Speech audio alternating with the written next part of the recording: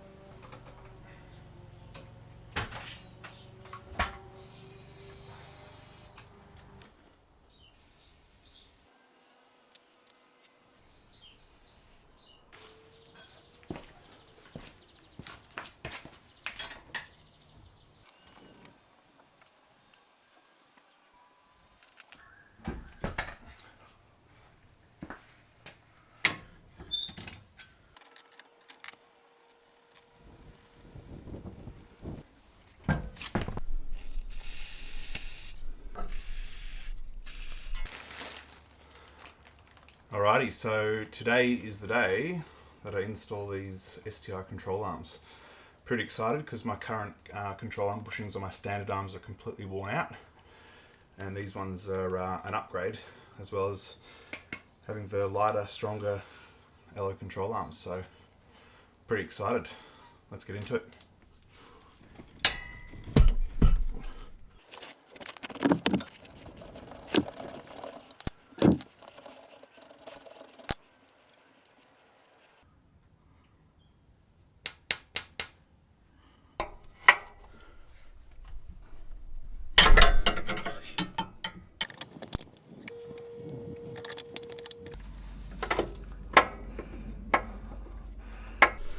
Alright, so I'm having a little problem here. I've got that nut accessible, but to get to that bolt on the other side, my socket doesn't fit because this drive shaft's in the way. So I'm gonna jack this up a bit, and so that'll push the drive shaft down.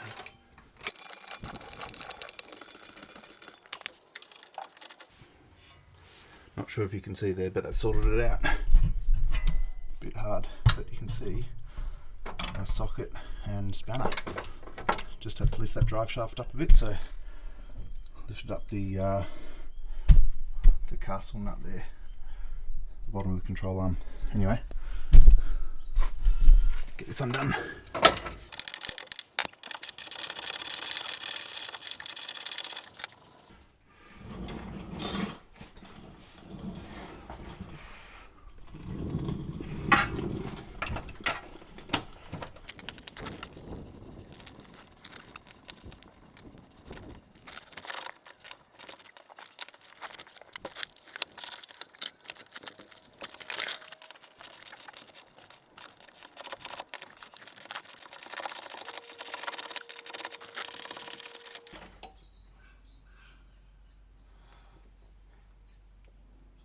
Got him. Got him out.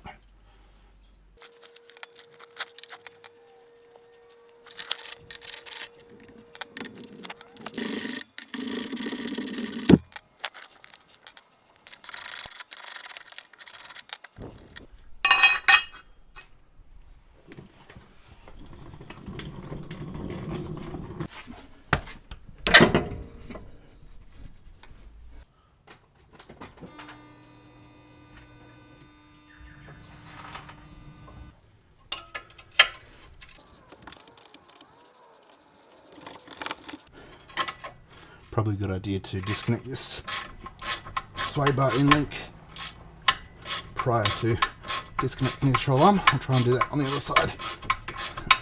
It's just a bit wobbly and everything's pulling on it, so I'll disconnect the other side before I disconnect the control arm.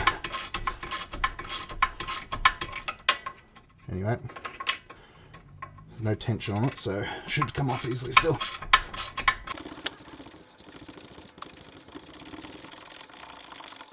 Whew.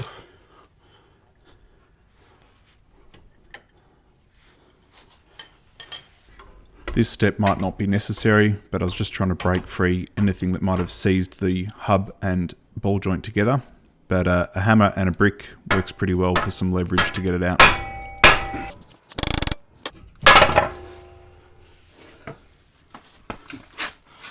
I just think I was blocking that, but anyway, it's all out.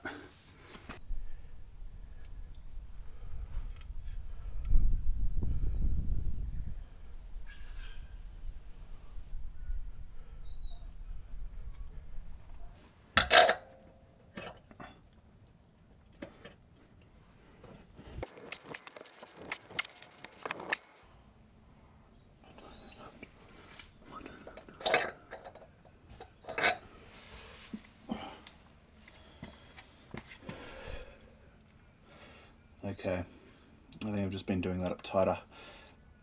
That's a bit of a fail. Upside down always gets you. Let's see, should come a little easier this way. Ah, yeah, there we go. There we go. I've been doing it up tighter, silly me.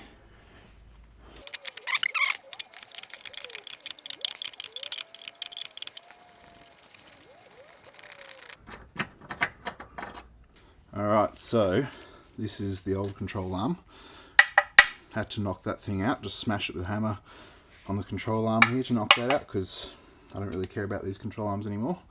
But this is the old bolt that was in the chassis, and that used to go through there, and then you'd bolt, well, put a nut on that end. With the new one, the reason why I had to take this out is because the new one has the spacer built in, not like this one, it's on top of the nut, and or the stud I should say, and the new one is held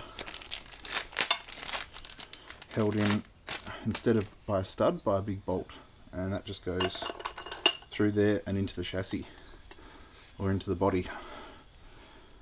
So time to reverse the process and upgrade while we're at it. If you want the part numbers, the right hand control arm, that's the part number there. I'll probably put it in the comments or something if someone asks, but that's the right control arm. That's the left control arm. And these are the bolts. These are the bolts that get replaced. They replace the studs that go through the main rear bushing. So there you go.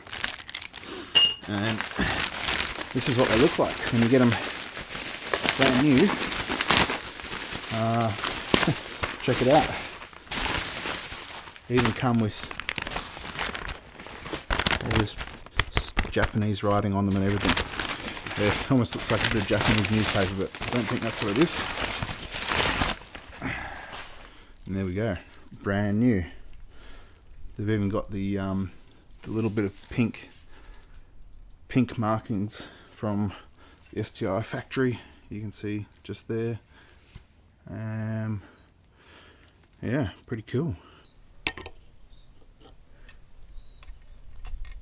You can see that massive crack there. These are no longer doing their job properly. When you compare that to the new STI one, well, that doesn't fit there, but smooth butter pillow ball joint there. Beautiful.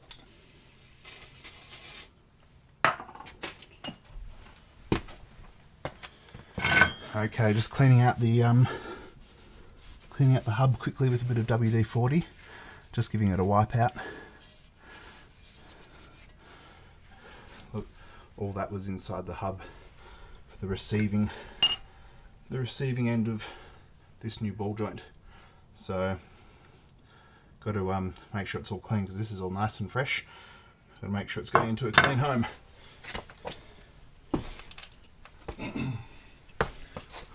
So a bit of WD-40 in there, give it a good wipe out with a rag, should be good to go.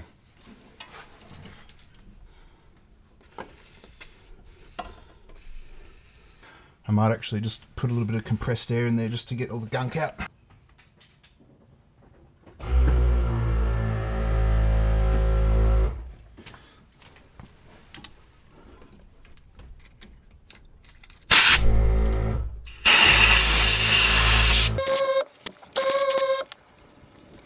Beautiful. Alright, that should go in alright now.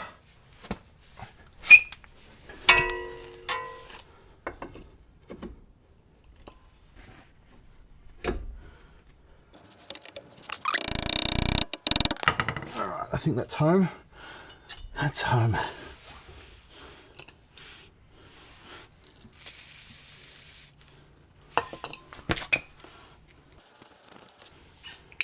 This is the hub bolt, so just give that a little clean up too.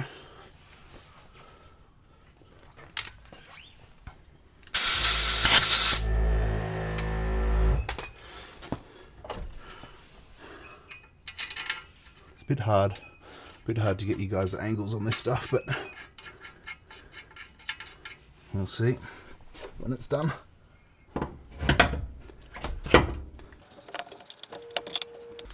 Alright, I'm gonna have to put a little bit of pressure from the jack to get this drive shaft out of the way.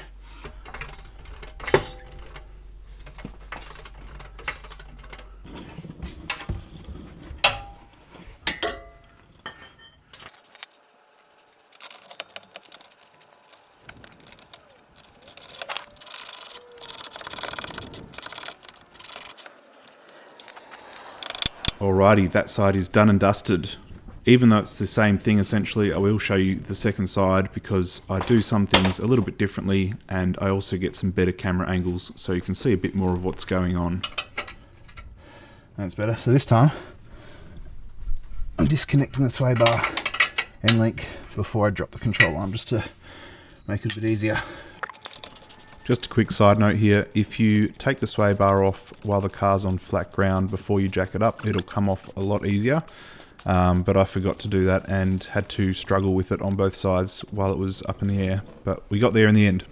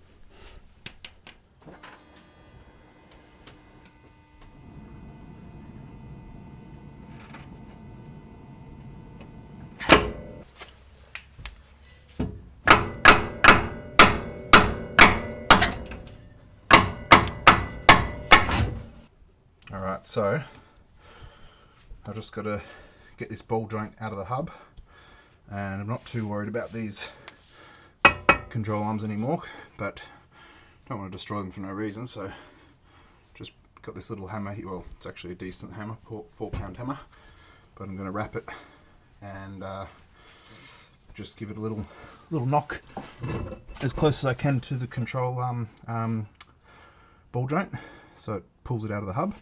And I've supported this side of the control arm on this brick so that when I hit it, it doesn't just push that end down, it's actually putting the force through this ball joint. So we'll see how we go. There we go. That was pretty easy, wasn't it? Pretty easy. And you see here, I've Got a lot of WD-40 on there just to try and get it out, but it's got quite a bit of gunk on it still, so I'm going to clean up that hub, ready for the new control arm.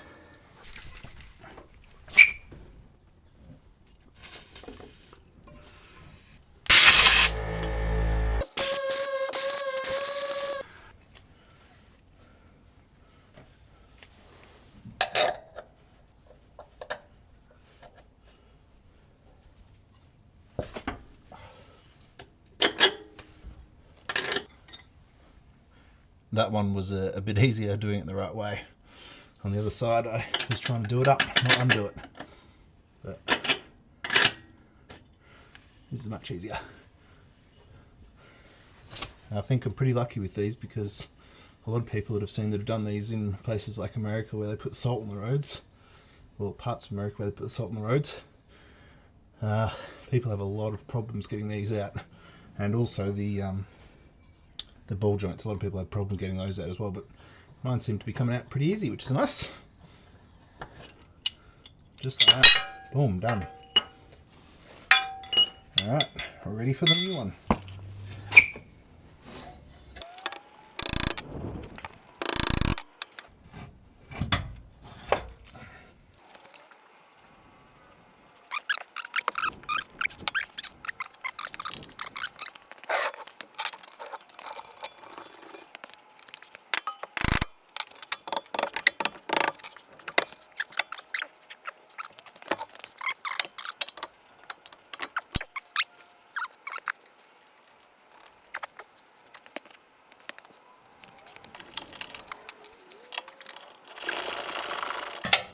Alright, I'm not doing this up tight at the moment. I'll put everything in loosely, then drop the car back down onto its wheels and drive up on car ramps, and then tighten everything in its natural position. And alright, we're on to the next couple of things now.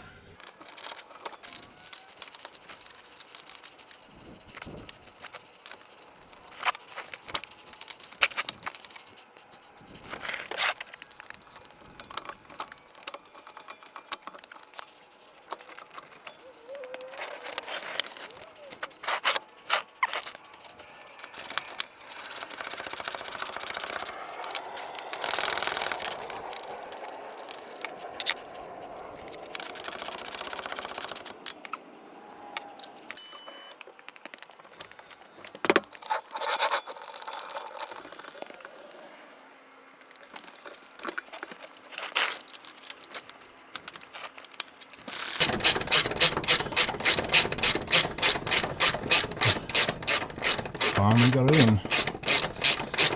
This wasn't sitting at the right angle, but now it's going in easy, finger loose. Just had to get it at the right angle with this. There's a bit of a stuff around. I think probably want to do this one first and then that one. A lot easier doing it that way. Anyway, you live and you learn.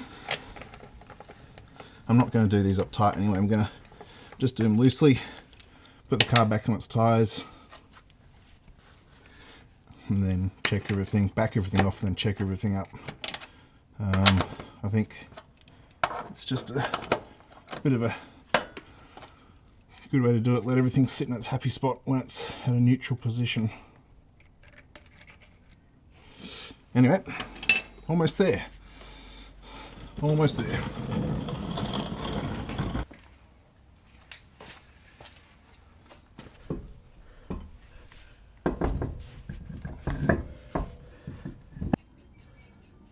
I need an impact wrench to get all this stuff on and off quickly. Obviously not to tighten it to 3 or 4 times their rated torque setting, but the one of the torque wrenches that I want to get actually has adjustable torque, and you can get it pretty close to the factory torque setting. So I was actually going to get one before I did this job, but I didn't have it at the shop that I wanted, so just have to put it on order and get it for the next job. Always going to have my wheel and tyre rotations and then other maintenance come up. So it'd be nice to get one because I haven't had one do it all by hand, which is good. Just takes a long time. I'm going to do those up tighter once the car's on the ground. Don't worry, it's not done yet.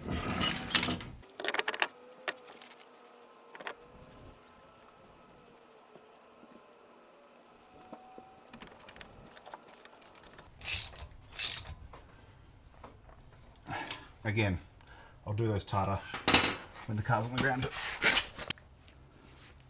Okay, I'm going to do a quick little pack up of these tools.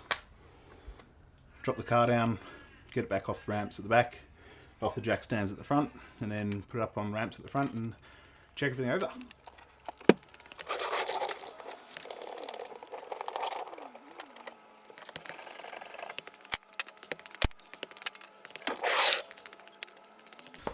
I'm just going to wash my hands quickly before I get in my car to move it and brush myself down a bit. Pretty dusty. My sway bars are still disconnected, but I'm going to put it up on ramps and put everything back together when it's level. So let's do that now.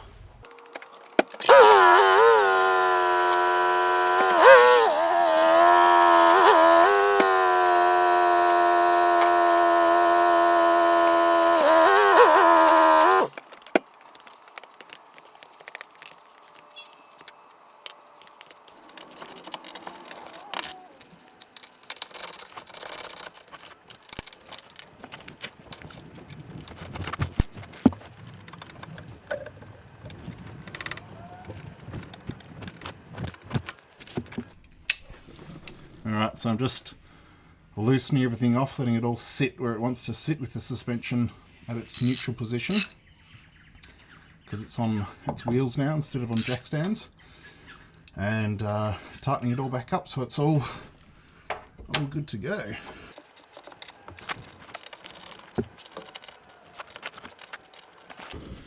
Alright, that side's done. Still got to do the sway bar. I'll do that in a minute. Just going to do the other side. Okay, just in case you didn't know, when the car's on car ramps or on the ground, the sway bars go in easy. You see how loose? There's no friction on that. I've just put this nut on. And same with the other side, because there's no tension on the sway bar when the wheels are at the same level. Probably pretty common knowledge, but just in case you didn't know. Alright, I'm just going to tighten these up, then we're done. Got to do up these a bit tighter now that I've got the car back on its wheels.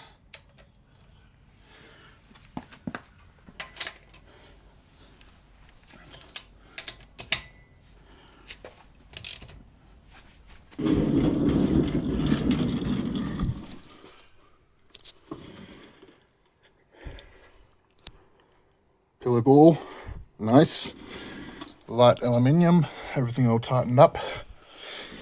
Sway bar on. All good to go.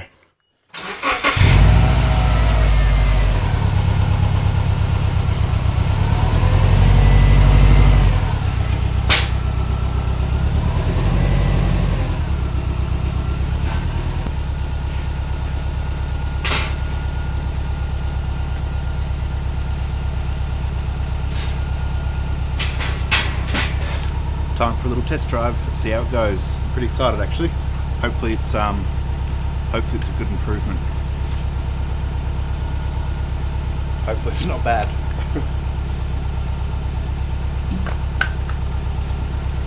Alright, let's do it.